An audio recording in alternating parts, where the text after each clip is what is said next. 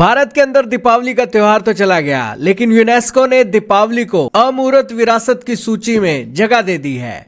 अब भारत की दिवाली भारत की नहीं रही, दुनिया के अंदर अब पहचान बनाने वाली है। इसके ऊपर पीएम मोदी का रिएक्शन भी आ गया है और यूनेस्को किस तरीके से दीपावली को भी इंटरनेशनल रूप देने के लिए तैयार है और वर्ल्ड स्टेज पर दीपावली को लेकर भारत को क्या डेवलपमेंट होगी, आज की इस वीडियो में जानेंगे। दोस्तों, हाल ही में यूनेस्को ने एक ट्वीट किया जिसके अंदर उन्होंने लिखा ब्रेकिंग, अब इंटेंजिबल हेरिटेज लिस्ट के अंदर दीपावली भारत के त्योहार को भी जोड़ दिया गया है, कांग्रेचुलेशन। इसके ऊपर पीएम मोदी ने लिखा कि भारत और दुनिया भर के लोग उत्साहित हैं। हमारे लिए दीपावली हमारी संस्कृति और लोकाचार से बहुत निकटता से जुड़ी हुई है।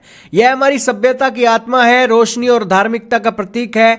यूनेस्को की अमूर्त विरासत सूची में दीपावली का शामिल होना त्योहार की वैश्विक लोकप्रियता में और भी योगदान देगा। प्रभु श्री राम के आदर्श हमें अनंत काल तक मार्गदर्शित करते रहेंगे। दोस्तों, 2025 का ईयर एक गोल्डन ईयर के तौर पर देखा जा रहा है, जहां पर राम मंदिर के ऊपर एक प्राण प्रतिष्ठा हुई और ध्वजारोहण भी कराया गया। और इसी बीच यूनेस्को ने भारत के हिंदू धर्म के त्योहार दीपावली को अमूर्त सांस्कृतिक विरासत के तौर पर मान्यता दे दी है। अब इसे एक दोस्तों ऐसा माना जाएगा कि दीपावली के त्योहार को हिंदुओं तक सीमित नहीं रखा जाएगा, बल्कि दुनिया भर में भारत के दीपावली त्योहार को मान्यता मिल गई है और इसे दुनिया भर के अंदर फैलाया जाएगा।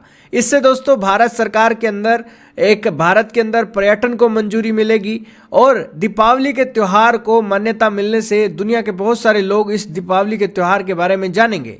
साथ में ही दोस्तों दीपावली के तौर पर भारत के अंदर पर्यटन भी एक होगा और वो भारत के अंदर दीपावली के त्योहार को एक वाइब को महसूस करने के लिए आ सकेंगे। वैश्विक पहचान तो मिली ही है, साथ में ही दीपावली के त्योहार का सांस्कृतिक संरक्षण भी भारत को मिल गया है और अंतर्राष्ट्रीय जागरूकता भी इससे मिलेगी, टूरिज्म को भी बढ़ावा मिलेगा और इस त्योहार से जुड़े जितने भी लोकगीत हैं, कला है, कहानियां हैं, अनुष्ठान है, उस पर और अधिक शोध और दस्तावेज होगा, यानी कि डॉक्यूमेंट्रियां बनेंगी और यूनेस्को के द्वारा इस त्योहार का अब एक रिकॉर्ड भी रखा जाएगा।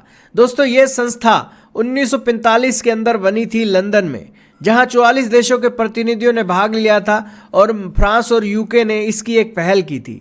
16 नवंबर 1945 को 37 देशों ने यूनेस्को के संविधान पर हस्ताक्षर किए थे और यह संविधान 4 नवंबर 1946 को प्रभावी हो गया था। इसका जो स्थायी मुख्यालय है पेरिस में स्थित है। दुनिया के 193 सदस्य देशों में यह यूनेस्को काम कर रहा है और इसका मुख्य कार्य शिक्षा, विज्ञान, संस्कृति और संचार के माध्यम से दुनिया में अंतर्राष्ट्रीय शांति और सुरक्षा को बढ़ावा देना है, क्योंकि इतिहास के अंदर जो पूर्वज करते आ रहे हैं उसका रिकॉर्ड रखना और उनमें से डाटा इकट्ठा करके लोगों की चेतना को जगाने का भी एक प्रयास करना, ये एक दिखाई देता है।